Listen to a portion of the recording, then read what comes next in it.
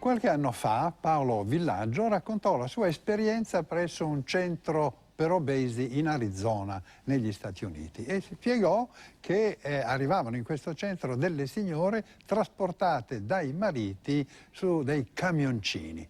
Infatti non riuscivano più a entrare nell'automobile e viaggiavano sul camioncino un po' come delle merci. Alcune addirittura non riuscivano neppure più a camminare, tanto erano pesanti. E il Villaggio spiegò che le signore venivano suddivise in massaie camminanti e non camminanti. Lui fu inserito fra le massaie camminanti. Al di là del paradosso, gli Stati Uniti conoscono oggi veramente un problema drammatico di obesità. Chi ha l'occasione di andarci periodicamente si accorge di un aumento crescente del numero di obesi che sta diventando una vera emergenza. Anche da noi del resto le cose non è che vadano per il meglio. Un numero altissimo di bambini in Italia sono già a sovrappeso. Lorenzo Pinna è andato a visitare i nuovi centri contro l'obesità negli Stati Uniti, dove la dieta è solo uno degli elementi per perdere peso e neppure il più importante. Ci sono infatti altri fattori che provocano l'obesità e che sono quelli da affrontare se si vuole poi che la cura abbia successo una volta tornati a casa. Vediamo.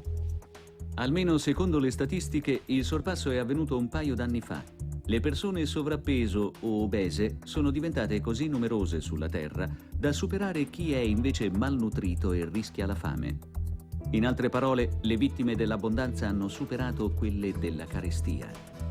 Una delle nazioni dove l'obesità viene ormai quasi considerata un'epidemia sono gli Stati Uniti.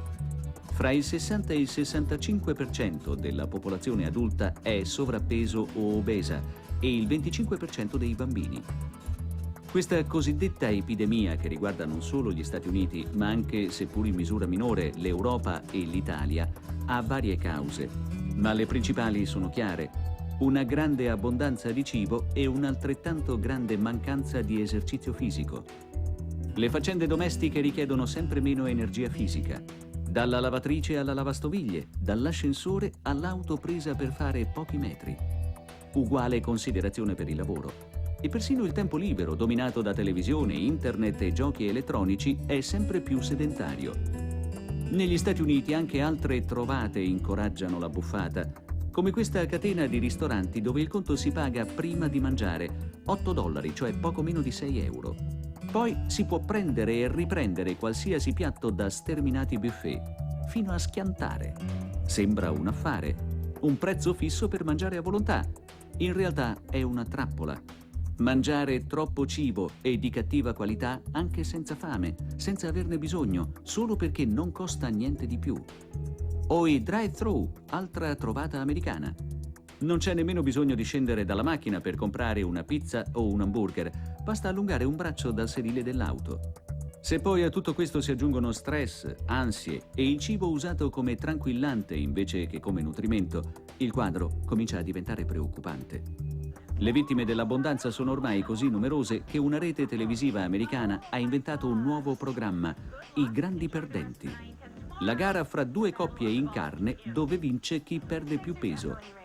E la singolare trasformazione di questa cittadina degli Stati Uniti, Durham, Carolina del Nord, conferma la tendenza. Da vecchio centro dell'industria del tabacco a capitale delle diete, o anche, come è stata definita, la Lourdes degli obesi.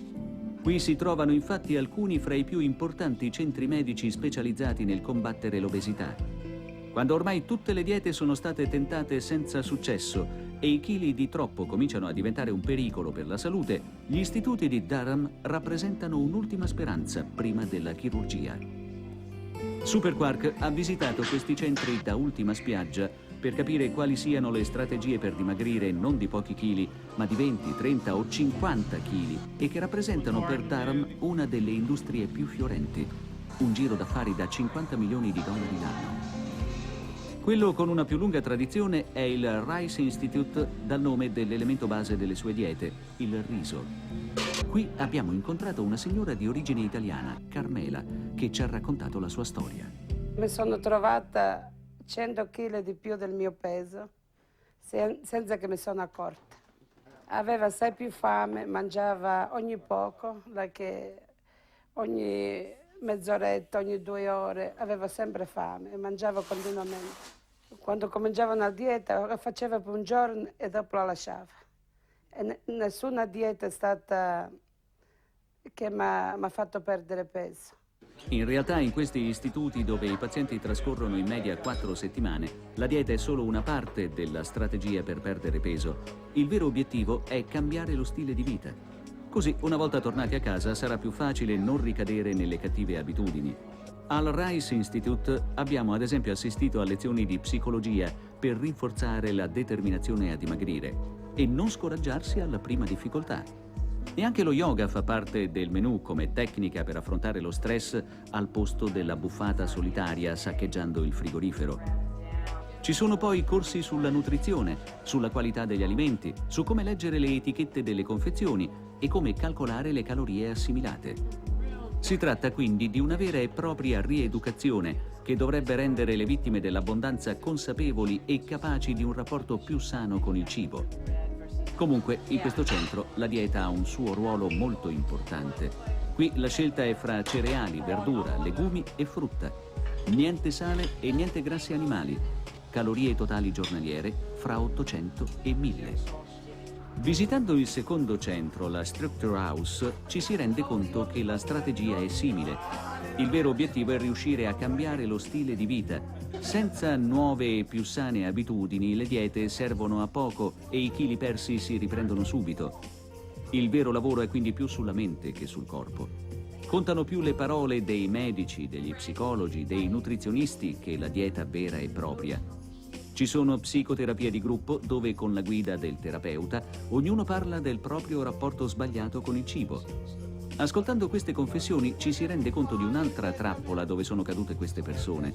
La mancanza di orari e ritmi precisi nel mangiare, che spesso diventa un'azione solitaria. Prima di mangiare di meno, bisogna imparare a mangiare meglio. Questo è il messaggio che viene ripetuto nelle aule. E in effetti la dieta qui non ha niente di particolare se non l'attenzione alle calorie, al sale e ai grassi.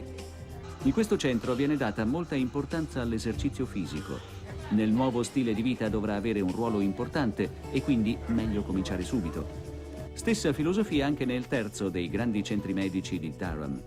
Gli obiettivi sono sempre quelli: conoscere bene i cibi che si mangiano, calcolare le calorie assimilate, esercizio fisico, controllo dello stress.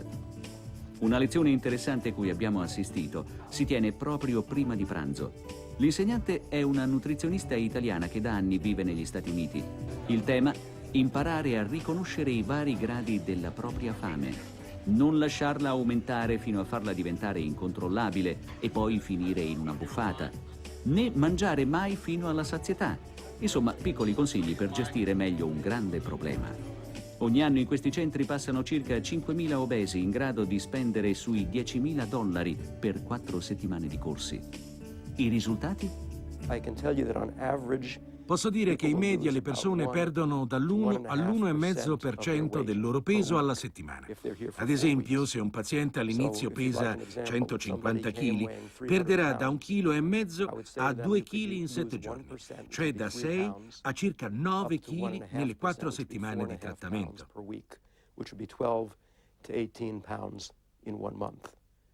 Certo, non sembra un grande risultato.